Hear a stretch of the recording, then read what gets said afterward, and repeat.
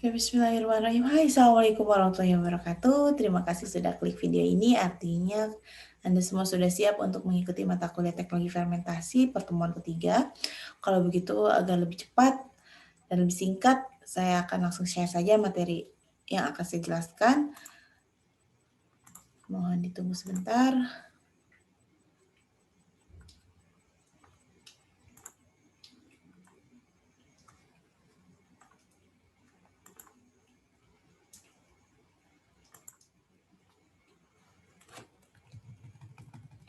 Oke, semoga dapat terlihat dengan jelas. Jadi pertemuan ketiga saya akan menjelaskan terkait isolasi dan pengawetan mikroba yang akan digunakan dalam proses fermentasi suatu produk fermentasi. Jadi mikroorganisme ini salah satu hal yang penting dalam proses fermentasi. Mengapa? Karena mikroorganisme merupakan salah satu agen fermentasi yang akan mengubah substrat atau media menjadi produk fermentasi yang diinginkan.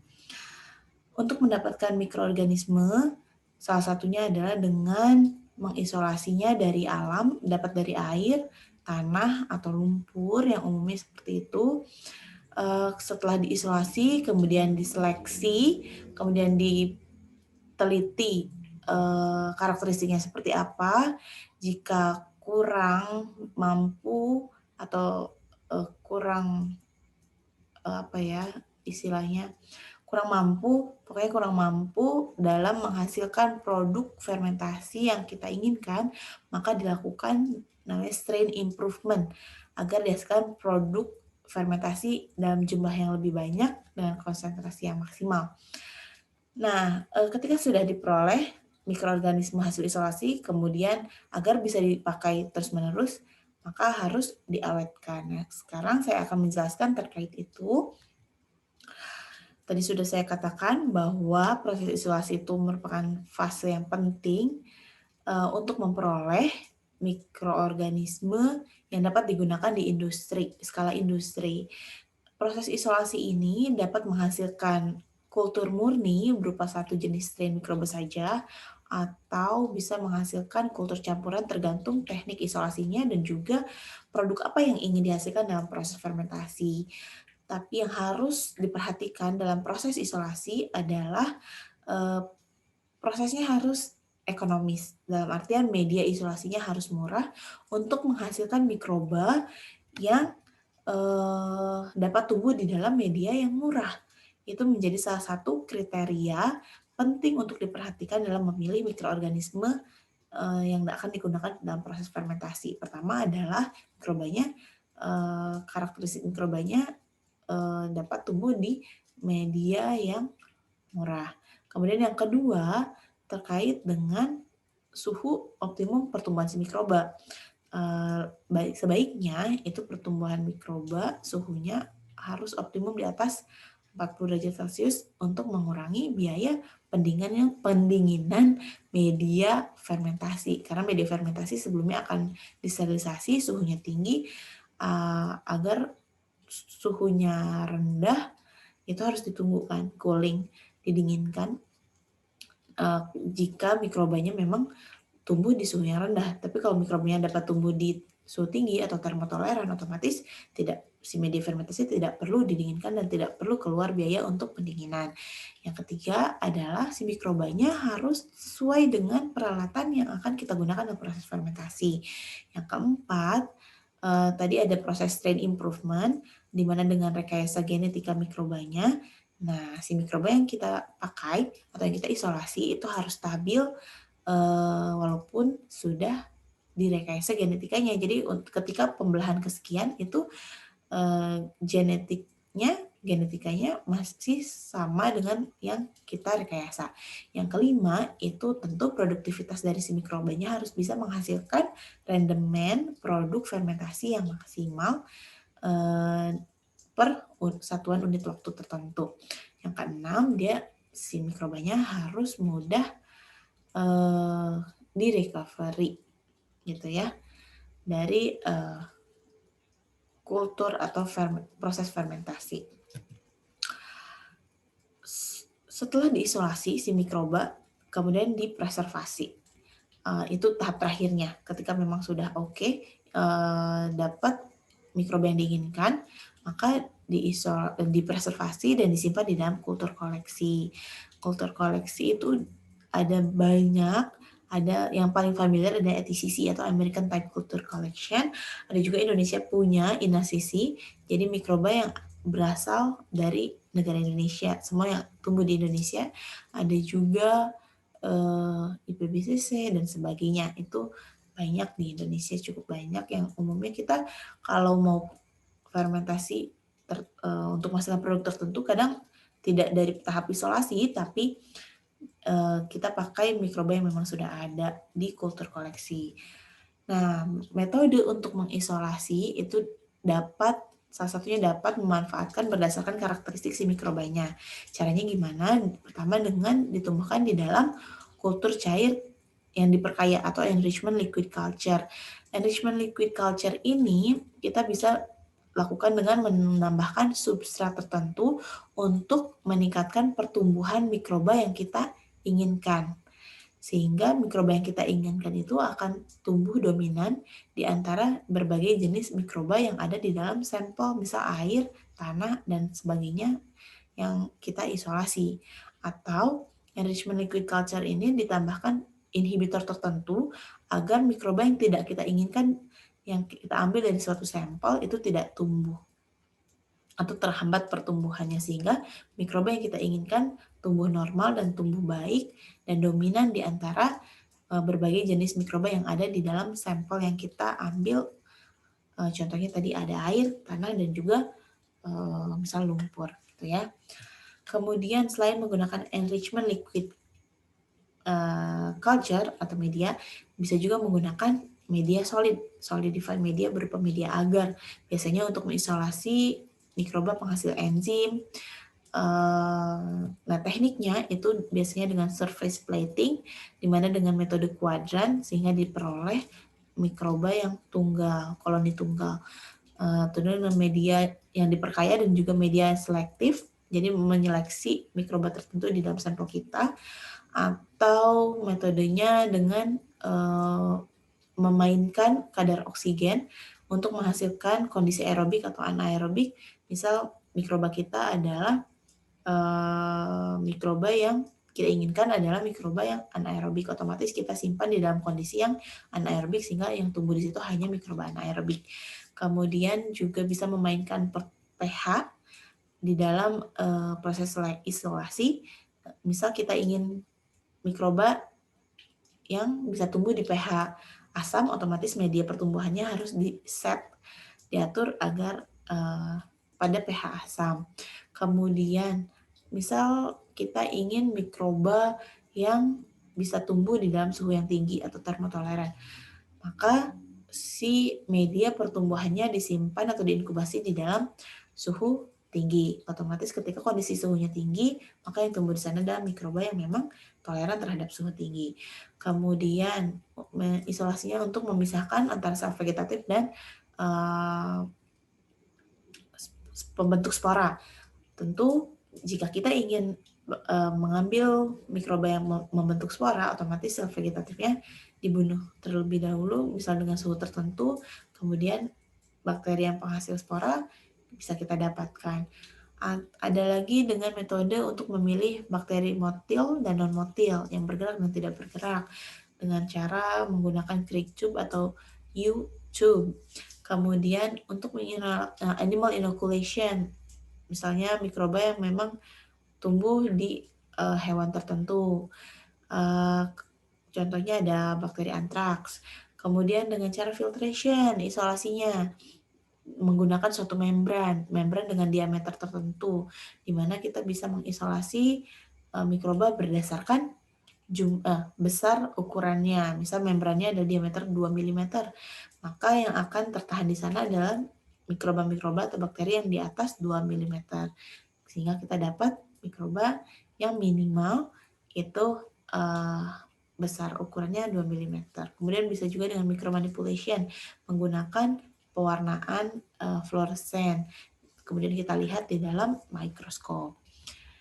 Itu berdasarkan karakteristik. Kemudian ada juga metode isolasi yang tidak berdasarkan karakteristik. Contohnya adalah mikroba penghasil antibiotik, growth hormone atau growth factor, kemudian juga menghasilkan asam amino, nukleotida, dan sebagainya.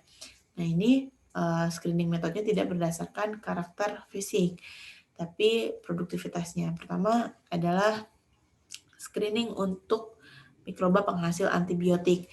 Yang harus dilakukan adalah menumbuhkan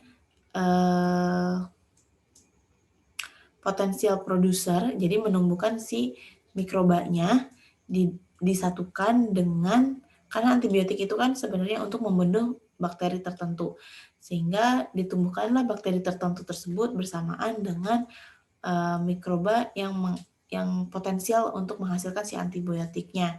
Contohnya di sini. Nah, tekniknya seperti ini. Misal saya punya sampel tanah yang sudah diencerkan, ditumbuhkan di dalam media agar, kemudian juga di sana ditumbuhkan, contohnya adalah Streptomyces. Misal saya ingin memperoleh mikroba yang dapat menghasilkan antibiotik untuk membunuh Streptomyces. Otomatis saya tumbuhkan Streptomyces di dalam media agar, saya tumbuhkan juga sampel misal tanah di sana, di dalam si Streptomyces tadi. Kemudian tumbuh bersamaan antara mikroba-mikroba yang ada di tanah yang akan saya isolasi dan juga mikroba Streptomyces tadi. Nah, yang menghasilkan zona bening di sini, zona bening di sini artinya pertumbuhan dari mikroba Streptomyces-nya terhambat oleh suatu senyawa, di sini bisa disebut sebagai antibiotik yang dihasilkan oleh si mikroba yang warnanya pink ini, yang menghasilkan zona bening. Nah, ini berarti mikroba ini adalah target karena dia bisa menghambat pertumbuhan Streptomyces. Bisa jadi dia menghasilkan antibiotik untuk membunuh si Streptomyces, seperti itu. Kemudian screening untuk memperoleh mikroba yang dapat menghasilkan growth factor. Growth factor ini salah satunya adalah ada asam amino atau amino acid dan juga nukleotida. Jadi ini ada caranya. Ini salah satu contoh. Misal mikrobanya ingin mencari mikroba yang menghasilkan triptopan, ya. Jadi si bakterinya itu contohnya ini sampel pengenceran dari air atau pengenceran dari tanah, ditumbuhkan ke dalam media yang mengandung triptopan, kemudian tumbuhlah berbagai jenis mikroba, kemudian ini dicetak di dalam suatu steril velvet surface, kemudian ditumbuhkan ke dalam dua media yang mengandung triptopan dan media yang tidak mengandung triptopan. Kemudian bisa dilihat di sini ada satu koloni yang memang tidak muncul di media yang tidak mengandung triptopan. Dalam artian berarti misal mikroba tersebut tidak dapat menghasilkan triptopan. Di sini berarti media tersebut tidak bisa tumbuh karena tidak ada triptopan. Jadi mikroba tersebut tidak dapat menghasilkan triptopan. Sementara mikroba yang lain ini dapat menghasilkan triptopan. Dari situ kita bisa mengisolasi atau menseleksi mikroba mana yang dapat menghasilkan triptopan sendiri, gitu. Tanpa tumbuh bergantung pada triptopan yang ada di media pertumbuhan seperti ini. Nah, ini berarti mikrobanya dapat tumbuh karena ada triptopan di dalam media agar. Si mikrobanya dapat tumbuh karena ada triptopan di media agar. Sehingga ketika dia ditumbuhkan di dalam media yang tidak ada triptopan, maka dia tidak tumbuh. Nah, mikroba-mikroba ini berarti dapat menghasilkan triptopan. Triptopan itu asam amino, ya. Oke, kemudian screening mikroba yang dapat menghasilkan polisakarida. Otomatis kita mengambil sampel berupa misal limbah industri yang mengandung karbohidrat. Di sana ada substratnya karbohidrat, otomatis mikroba yang tumbuh di sana adalah bisa menghasilkan polisakarida.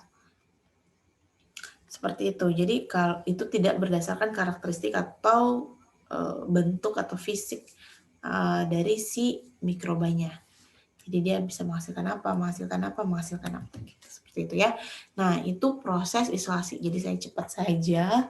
Itu proses isolasi. Setelah diisolasi, kemudian tumbuh beberapa, kemudian diseleksi.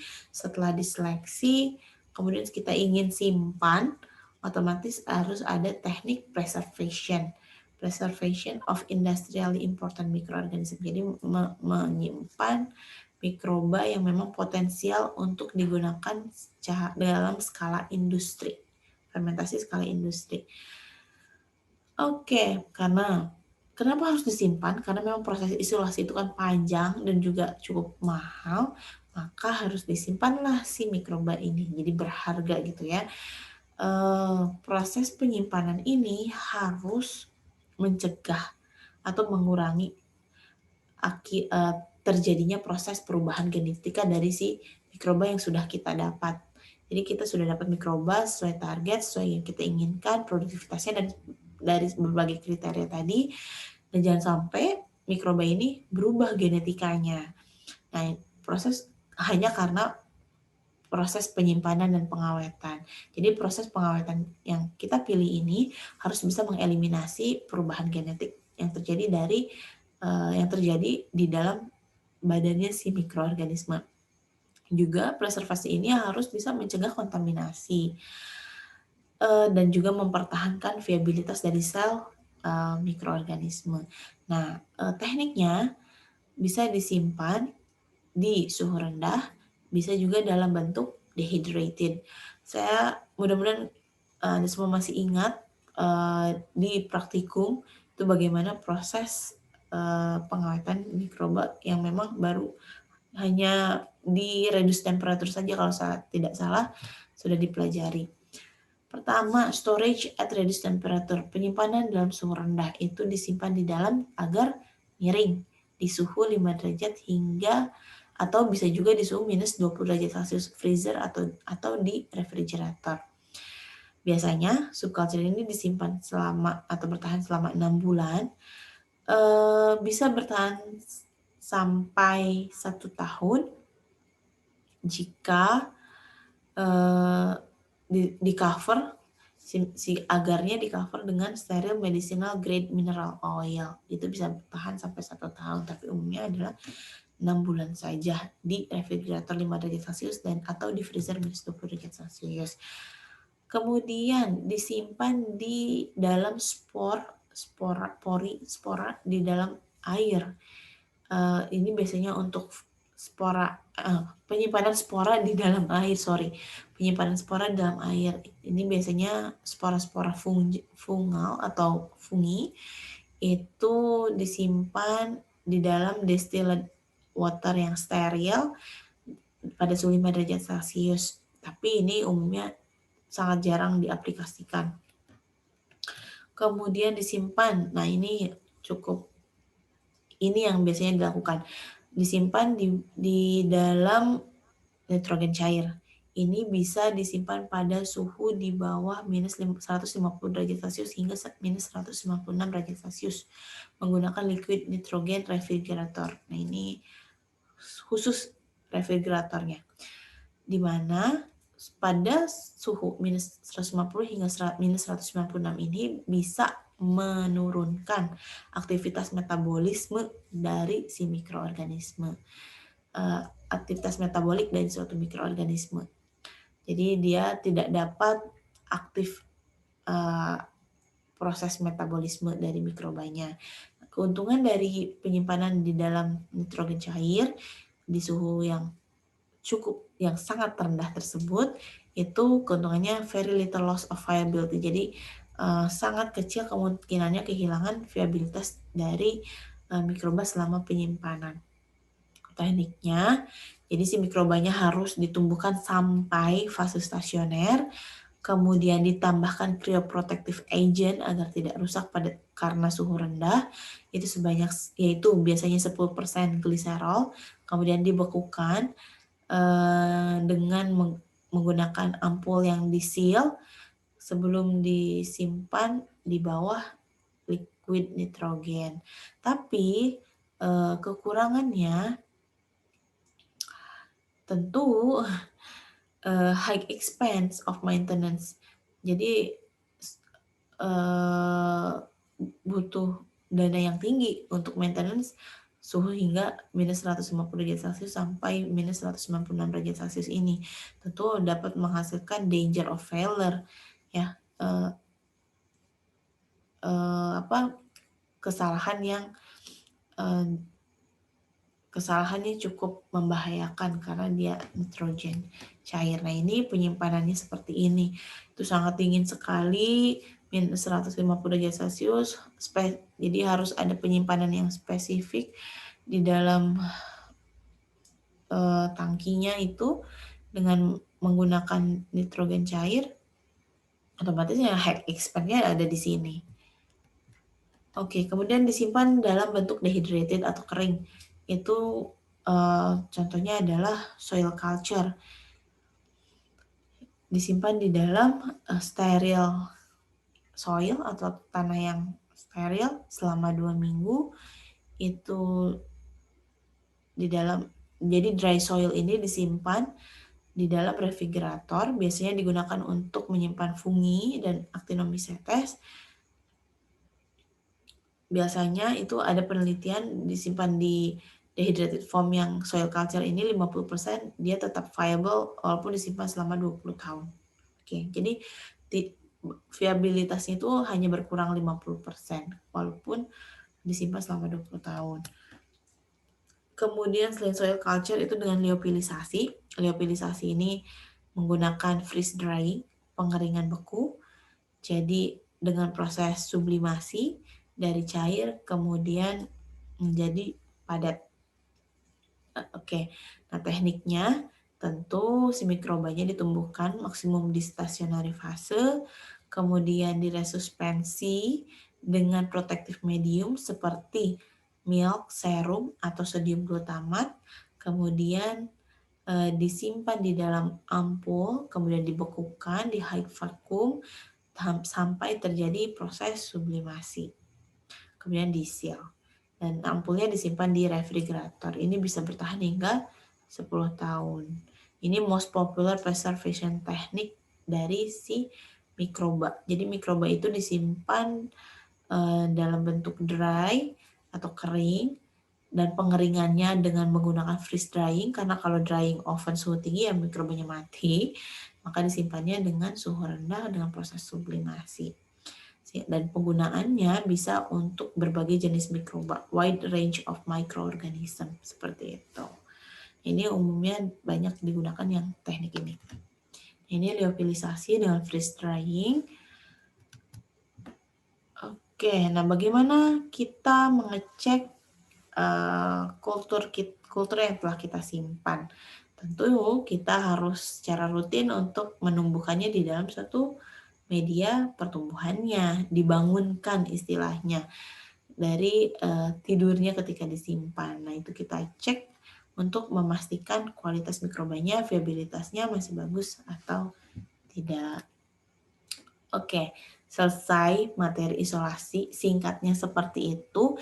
Jika ingin lebih detail, itu bisa baca e-book yang saya share minggu lalu. Di sana kalau tidak salah chapter 3 ada terkait isolasi mikroba. Silakan untuk dipelajari. Nah,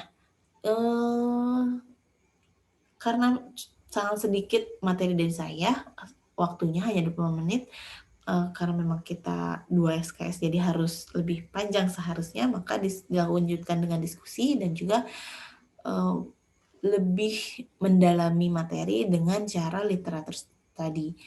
Jadi saya punya research artikel, silahkan kalian download, nanti saya beri linknya.